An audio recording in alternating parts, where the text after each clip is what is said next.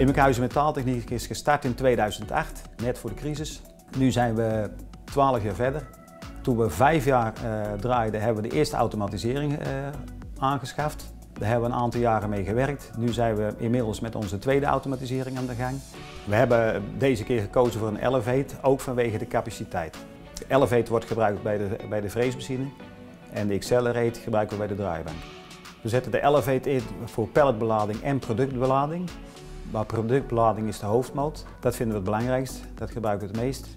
En daarnaast kun je in de kast natuurlijk ook meerdere producten kwijt. Dus je kan eigenlijk je voorraad er ook in kwijt, ook voor de productie van morgen of overmorgen. De producten die wij maken, die vind je met name in de verpakkingsindustrie, de voedselindustrie, de machinebouw, transportwereld.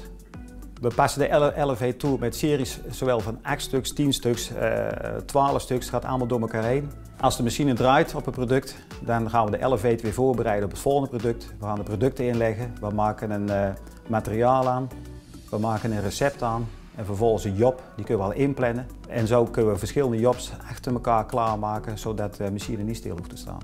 De manier van werken is dusdanig veranderd dat we eerst met 3-assige bemande machines producten zelf erin moesten leggen en dan nog onder verschillende kanten erin. En met de Elevate en de 5-asser kunnen we producten compleet in één keer bewerken. En hij ontzorgt je, hij kan ook langer door. Wat ons verrast heeft is dat je rendement, je speeluren gaan wel 100% met gemak omhoog ten opzichte van 3-assige machines. En dat vinden wij heel veel. De samenwerking met Celrode is uitstekend verlopen. Dat moet ik echt zeggen, je hebt met hele goede mensen te maken die echt vol passie op hun project zitten. Het systeem draaide dusdanig betrouwbaar dat we nog maar net enkele dagen mee aan de gang waren, dat het operationeel was.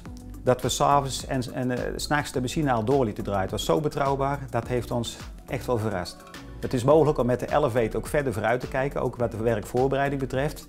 Je moet ook wel producten eerder in huis hebben, materiaal, want je kunt de Elevate volleggen voor bijvoorbeeld volgende week en je kunt gewoon vooruit werken.